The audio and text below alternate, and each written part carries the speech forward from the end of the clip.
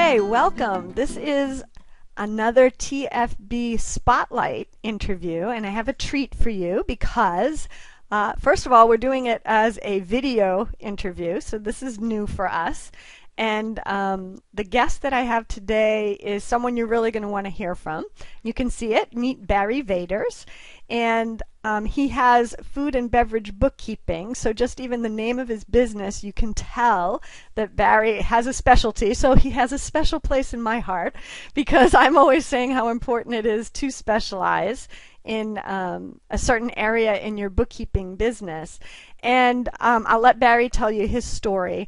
But basically the way that we met is he found me on the Freelance Bookkeeper blog and became a member of the TFB Premium program. And then Barry also went on to coach with me. So I know his business quite well now. And he's not new to bookkeeping, but he sure has a lot of valuable information to share with us as freelance bookkeepers, and especially if you're looking to be a virtual bookkeeper or you already are. Barry also has some wonderful tips and war stories, I'm sure, to tell us as well. So with that, I won't hold us up any longer. And thank you, Barry, for Thank you very much for having me. It's a pleasure to be here. Yeah, and thank you for being willing to try this new tech way. Actually, I should give you credit because you're Right. you're the one that told me that I need to do more on camera. So here you go. I'm working at it. I'm putting my money where my mouth is, and I'm joining you. All right. Well, thank you. I appreciate it. So we have several questions to go through, and Sure. I know you have a lot to share with us. So let's just start off. So for the first one, just give us a little bit of background about yourself and why you decided to start your business as a freelance bookkeeper. Really, I started out mostly due to the lack of interesting employment opportunities in the Toronto market. I had just returned from the UK after many years, and I couldn't find a job that I got excited about, unlike in the UK. So it was that and recognizing the need in the market. I've been in the food and beverage business all my working life, so I know lots of people who own bars and restaurants. So those two things just came together in a really convenient way. It wasn't planned, it just happened. And very quickly, I was able to have a full practice. Wow. So did you ever own a restaurant of your own? Yes, I've owned restaurants and bars in the past. Oh, So, wow. yeah, You're a serial entrepreneur. I guess so. The restaurant business can be pretty short. The standard is, usually after about 5 years, you want to sell it and move on. Okay. That's how the formula worked for the longest time. But I've always been employed. I was employed in hotels. I was employed in independent owner-operated establishments in the UK. I worked for some of the largest food service operators in the world. So I've spent my entire life in and around food and beverage. So it's a natural fit that I would start a bookkeeping business to support those independent owner-operators. But now you're actually in the Toronto area. And Yeah. are you a Canadian? You're in Canada. Yeah. Yes, Okay. I'm a born and raised Torontonian. Ah, okay. Torontonian. Ooh, that's cool. Yes. Okay, so that's interesting. So you've had food and beverage businesses yourself. How did Yes. you get to go to the bookkeeping side of things? Well, when I started a classical apprenticeship, so as a chef, and that include a big piece of that included financial responsibilities around costing, inventory control. I moved from there into a management training program where there were more financial responsibilities. As a general manager in independent restaurants, I was responsible for all of the administrative bookkeeping and those related tasks. In the UK as well, all the jobs that I've always had have always had some element of financial accounting involved in it. I see. So have you had any formal training as a bookkeeper, or is it all from, going through those programs? I did do industry training through employment to meet their Mm. standards. I did the British Institute of Hotel Accountants. That's a trade qualification. It's not an accounting qualification. Uh-huh. I'm a member of two bookkeeping organizations here, one of which requires a certain amount of academic Uh-huh. courses to join, and I did complete a full 4-year honors BA in accounting. Well, you got plenty of credentials there. You got more than me, that's for sure, way more. But that's a big question that a lot of bookkeepers rightfully ask about is credentials. So you have it on both sides, the very um, Industry related. industry related. Yeah, Yeah. exactly. So what's the biggest challenge that you've had or you did have when you first started your business? And I guess you'll have to give us a little bit more because isn't your first bookkeeping business either. No, this is my second bookkeeping business. I guess my first initial, the biggest challenge I had was pricing the work. Huh. Okay. I think that was where I probably made the biggest mistake Hmm. by not pricing it in terms of what the market rate was because I was unaware of it. And Mm. also, I wasn't selective enough about the types of clients that I chose. Yeah. Although I loved all of my clients and they were all great to work with, some of them just didn't have the resources to pay for the type of work I was doing for them. I was doing work that would otherwise cost them triple or quadruple Oh wow. what I was charging them. And I was really unaware of that. I was so used to reporting to management, no questions asked, that Hmm. it took me a little while to understand that the relationship has changed and I'm actually selling these services now. So Right. that was really my biggest challenge. There was no challenge in finding clients. Mm-hmm. Okay, because that was going to be the next question is, how did you find your first few clients? It was one particular market area in Toronto that is got a high concentration of restaurants, and it's an area where I had been a general manager in restaurants before, so I was sort of known there. There were some really long-term businesses there, and a friend of mine opened her own restaurant and needed some help, so she was Okay. really client number one, which was really, timing wise, it was perfect. So, I mean, she basically got my undivided attention. And then from there, it was just two doors down. Somebody needed somebody around the corner. Uh-huh. Somebody needed some. And before I knew it, within the course of 12 months, I wasn't taking any more clients. Wow. So it's Yeah. really because it's a tight community. The restaurant community in your area, they all know. Well, you're in a huge city, but in the Yeah. community, they know each other. Yeah. Yeah, that was the one market area where it was really a word of mouth, but also, like you say, the restaurant industry itself, although it's large, it's still a community, and that is how I've always gotten my clients in the past is Hmm. through referrals from people already using my services or people who have used my services in the past. Have you ever had any other kind of business come to you and ask for bookkeeping? I'm just curious. Okay, on the odd occasion I have, I've had events people who run food markets. Okay. So I've been referred to them through the Food Network, but it's just a completely different kind of business. And I've had some food manufacturers Hmm. contact me. So how did you react to that? Because Well, you do mostly I always restaurants. wanted to know how they got my contacts, and it's always from within the food business community that they found them. But they are food manufacturing is completely different than restaurants. Hmm. Events managements and event Different. companies are totally different. So they're just not what I do, and I had no Hmm. qualm about making it clear. Like, you know what? I do restaurants and bars. So what do you do when that happens, though? Do you refer them to somebody else? I have in the past, but my best recommendation for them is to contact through email, and I will give them the email, the big national bookkeepers association, and they're quite happy to hook you up with somebody who's in your area and who is taking clients and who is experienced in your field. So It's a great that's tip. been my catch-all is to refer them to the IPBC. That's a great tip, actually, Yeah. because I even sometimes have trouble referring out when I get potential clients coming in that are not a good fit. If I don't have a colleague to refer them to, I'm always like, who do I send them to? Good Right. idea, Barry. See, you give There me you tips go. here too.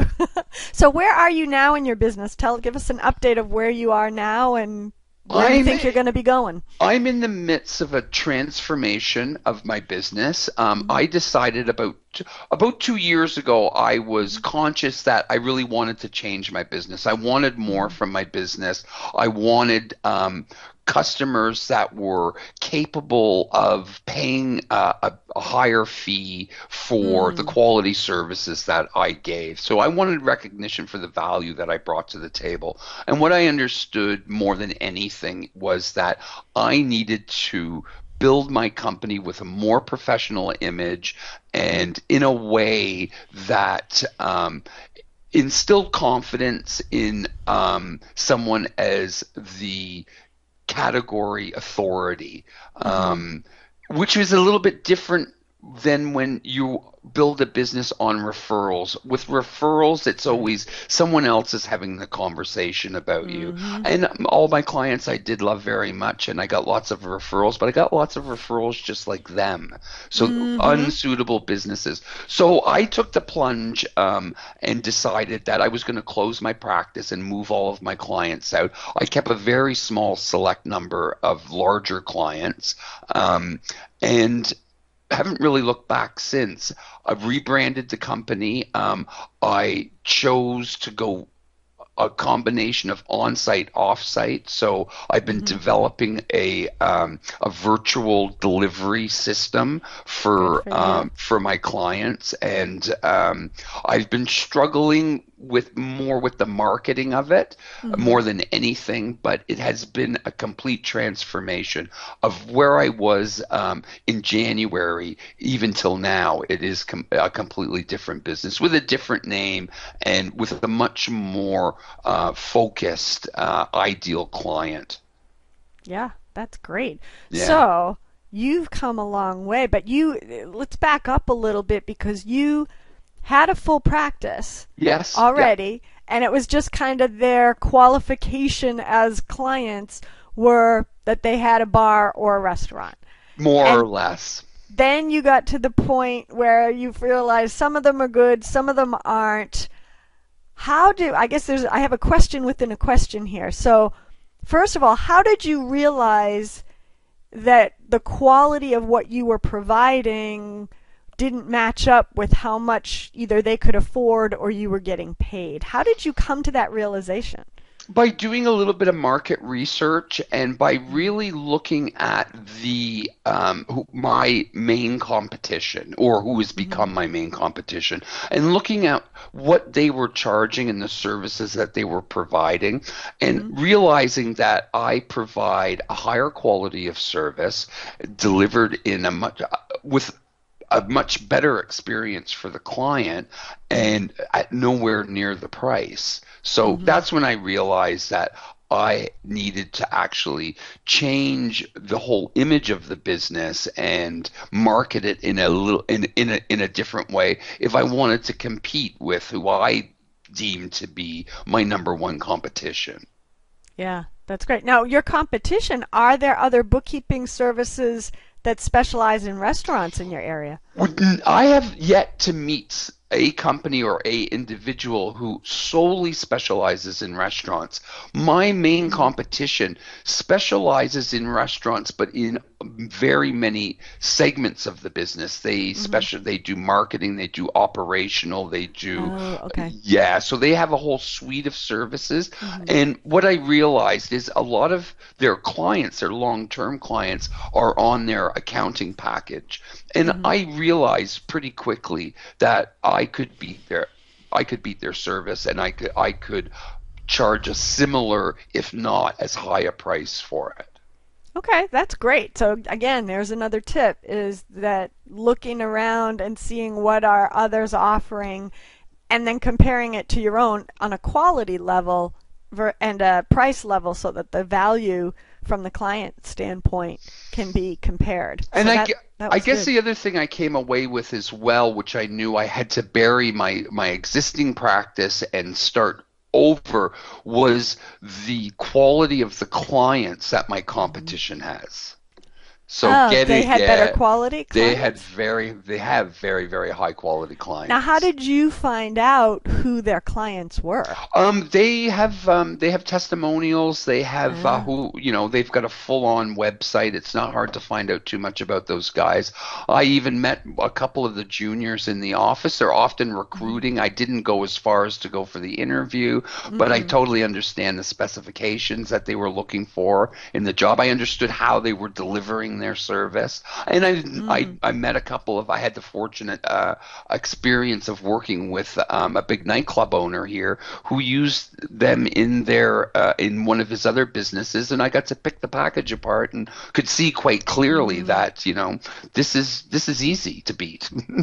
I knew that I could beat it, but yet the competition had high quality. They've got my clients Hmm. They have the type of clients that that you I want. want. Yeah. Ah, very good, very good. So then you went back to the drawing board, said, "I'm going to rebuild my business." Yes. Um, that must have been a little bit scary, even on a financial Well, standpoint. I had planned it. I put aside a fair amount of capital to Hmm. finance it and to Hmm. make the investment that was needed and to keep myself afloat. And I also kept Hmm. a handful of excellent clients who Right. it was more than sufficient to cover my personal costs. So Hmm. I bought myself the time and the luxury of making an investment without having to worry about keeping up.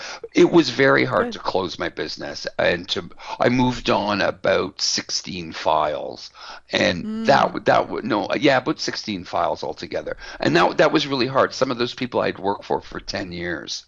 Okay, here's a question then. You got rid of almost all your clients, kept only a few of the biggest ones. Were they also higher quality? Yes, yes, Hmm. they were the ones that I was charging really what I believe to be the fair market rate for, and they had the volume Okay. and that the size of the business that So they they could afford. qualified as an ideal Absolutely. client. Yeah, and that's really what Good. I did is I looked at it really sort of coldly to determine who qualified and who didn't. And luckily enough, at least I had five or six altogether, five or six files over three clients that fit the Hmm. bill. So I Uh huh. still had a business. I still Yeah. had an income, but I just had to let go of a lot of people who had trusted me and we had worked together, like I say, with some for more than 10 years. That was really, really difficult, but it was also it was a good learning experience for me. I was committed to them. I moved them on to new bookkeepers, most of whom they found themselves, and I've remained in touch. And watching the experience that they went through, I came to realize a very low quality of bookkeeping is available here. So, Mm. Everywhere. it could be everywhere, but particularly I had no idea that the quality could be so low. So that's gone a little bit towards developing a bit of training. I've had a couple of clients come back to me who say they are so unhappy they want to bring it in house. So I've developed a little bit of training with some of them, and Hmm. it's also showed me that I'm justified in asking for my price. Yeah, that's excellent. Well, it's funny because this next question is supposed to be like, if you had to start again from scratch, how would you do it differently? Well, You're you right. did. Yes. You did do it. And something else that you did that first of all, that took a huge amount of courage to do that. And you did exactly what I admire from The Pumpkin Plan, the book by Mike Michalowicz, Right. talks about what you do is you focus on your absolute best clients and then you're going to grow it from there and you get rid of everybody else that doesn't fit what you want your business to be like, and that's exactly what you did. So Yes. you are definitely positioned to become a colossal pumpkin Yes. Well, in let's the hope. restaurant business, to be able to be the bookkeeper to restaurants. So excellent, excellent. That's Barry, that's why I go. I like Barry. Well, I mean, um, a lot of my mindset has been formed through being a member of TFB and mhm, doing the coachings with you and mhm, following the monthly trainings yeah. and just branching out from there. It was a whole new world to me. Mm, One of the things, if I had to do it again, I think I would keep my specialty, but I think I would build stronger networking relationships with mhm, qualified bookkeepers who I respected. And mhm, that's the one thing I never really did until about 18 months ago. And it has mhm. changed everything. Yeah, that's great. Yeah. Yeah, yeah, no, definitely. And I mean, that's part of that win-win philosophy that I put through is part of it, all of us together as bookkeepers can help one another. Now, you mentioned that you've been making the transition to more of a virtual way Yes. of working with your clients. So talk to us about that. Well, I do a combination of virtual from my own office and on site. And it's actually, I love it. I think that That's it is great. the most efficient way to be a bookkeeper today. There is no reason why you should be going in, and especially in restaurants, they're usually awful offices. There's no Mhm. reason why you should be going in there to do paper, to process paper, when with just a couple of little tweaks and a little bit of a mindset change, you can get exactly what's needed to be far more efficient and serve the client better. I still need to have that face-to-face relationship.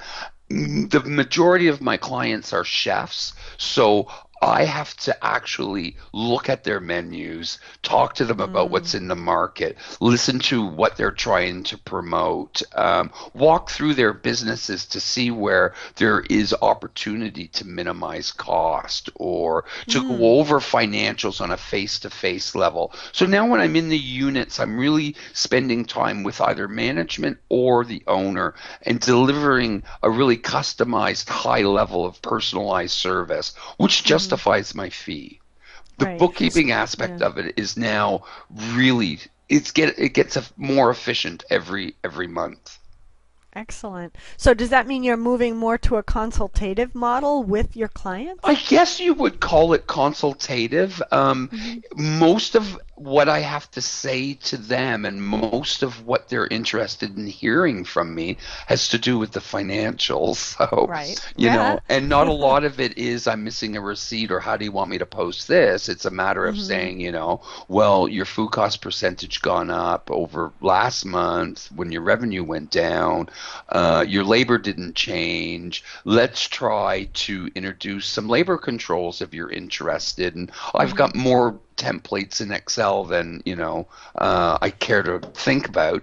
I have a lot of the knowledge and experience and templates available to identify a situation where, well, let's look at this for a quarter or a Hmm. period and let's see if we can't get this down.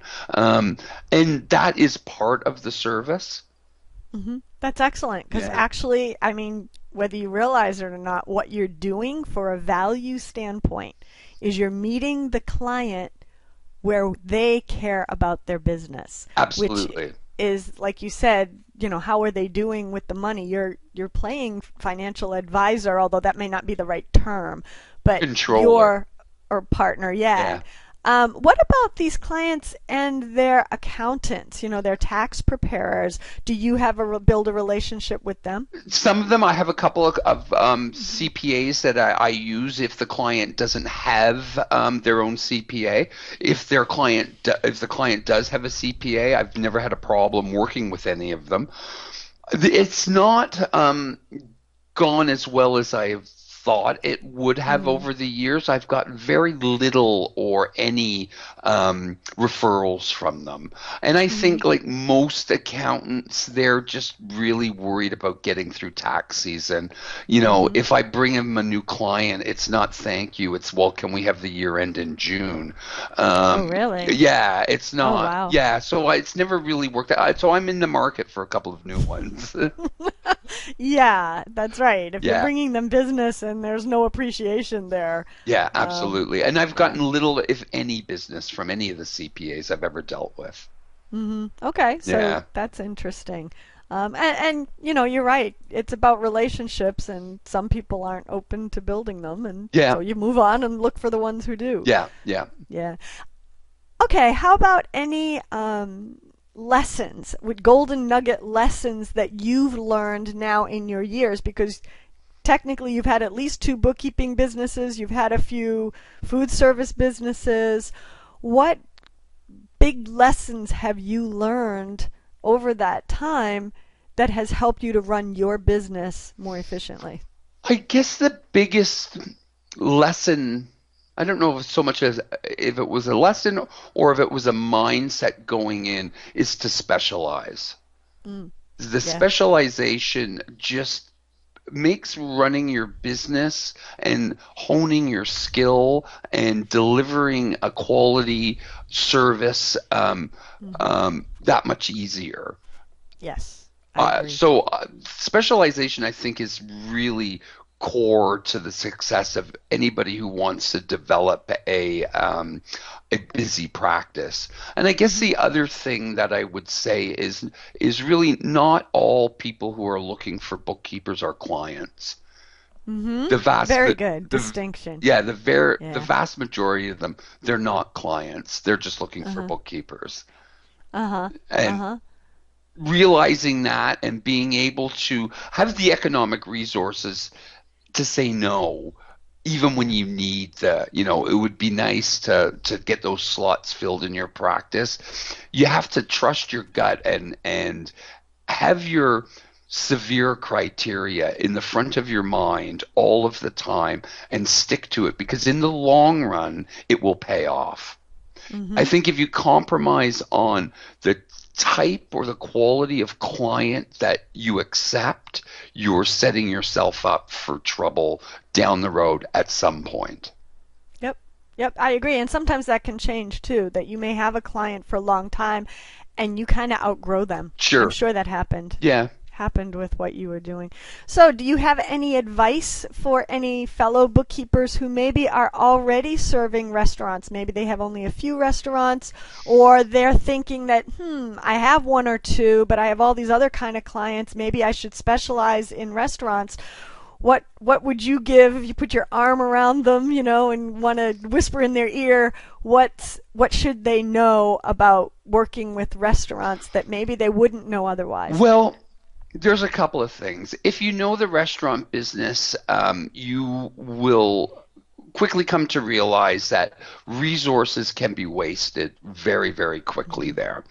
I would recommend to anybody who wants to serve or specialize in restaurants is to understand, especially owner operated restaurants where the owner is the chef, understand that they have a limited capacity for either understanding or being able to actively participate in what it is bookkeepers do. They may be Ah. able to, put the information into a shoebox for you, and that would be good. That's better than a whole lot of them.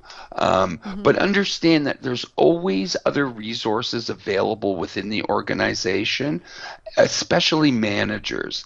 Mm-hmm. Managers are an integral part of how I deliver my service. And it's not anything more than low grade, repetitive administrative tasks. It's not Mm-hmm. touching the ledgers. It's not doing any bookkeeping at all. But it is doing things like teaching them how to write up deposits and how to use Mm-hmm. Excel. So there's a little bit of separation of duties, which is always a good thing. The owner doesn't have the time to do it. I shouldn't be doing it. Here you have management who's in the perfect, and in technically speaking, back in my day, that was the manager's job. Now it tends to be managers are more like head waiters, But realize that Mm, managers are going to be the ones that you will work the closest with, and don't be shy to encourage owners to develop their management team and introducing them to some administrative tasks is a good way to develop their skill. They'll engage with it. It becomes more than just a title.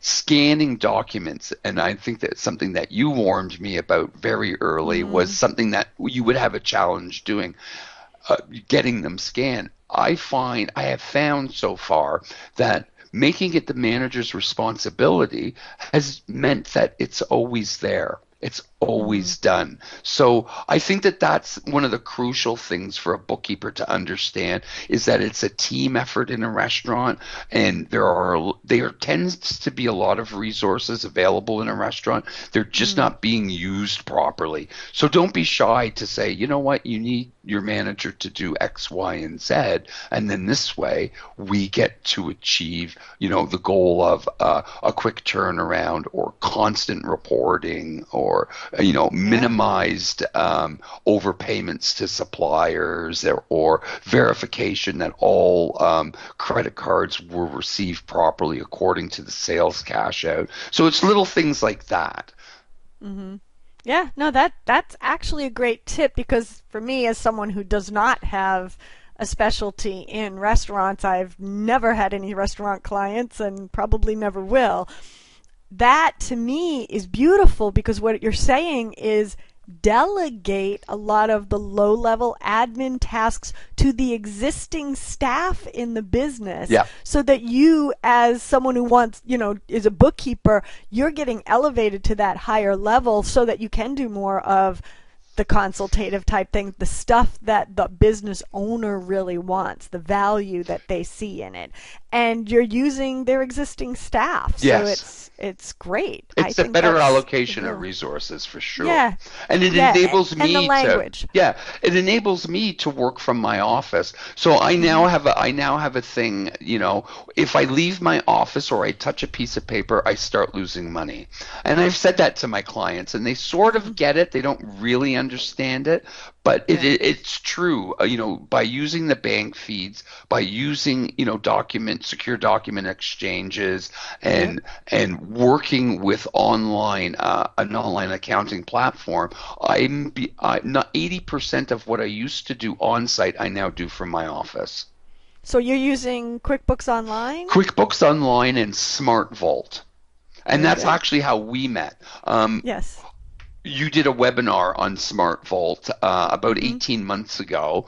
I was already in the mindset of wanting to change. I just didn't know how to change. And I was groping around and trying to feel my way around in that Mm-hmm. whole online world of, Mm-hmm. service providers. And I had joined Twitter, and I joined Twitter with one tweet. And I had 400 followers within a month. And someone had tweeted your webinar, Ah. and that's how I found it. And then that's when I realized what my vision for the company was congruent with what was possible, and I Mm-hmm. had just seen it, so I decided I was going to go for it. So there are Beautiful. more applications out there now. One of the big things in restaurant is getting rid of very expensive, outdated POS systems and going Mm-hmm. to apps that are housed on iPads that Mm-hmm. now are syncing into the QuickBooks Online. So we're talking about Right. an entire ecosystem. One of the big Mm-hmm. challenges I'm trying to address right now is I want to automate the accounts payable. Mm-hmm. So I'm Mm-hmm. looking for a service provider who is affordable and reliable enough so I can stop cutting checks. Have you looked at Bill.com? I have looked at Bill. It's a little bit too expensive, and they're Mm. not really doing that much business in Canada. I've looked at it. I've Uh, just done a deep dive on a Canadian provider, and it's completely unsuitable. So mm-hmm. I will go back to Bill.com and dig a little bit deeper. Mm-hmm. Take a look. Yeah. Yeah. Yeah. And yeah, you make me think about Bill.com, because I know in the U.S. they have a relationship now with the QuickBooks Pro advisors, but I'm not sure if that extends to Canada, it Yeah, and might not. Canada's always sort of an afterthought for a lot of A this. little behind. Well, Yeah, that's okay. Come on, the Canadian Pro Advisors, let Intuit know that you want what your U.S. Colleagues have. absolutely. So anyway, well, thank you, Barry. I really appreciate you taking the time to let Thank us see you. the inside of your business. And if anybody wants to get a hold of you, what's the best way for them to do that? Best way to do that is email me at barry at fnbbookkeeping.com. Or I do have a contact form on my webpage, fnbbookkeeping.com. It's really meant for clients with restaurants, but there's a comment box in there, which is a required field. If you want to just pop Mm-hmm. something in there, I will definitely get in touch.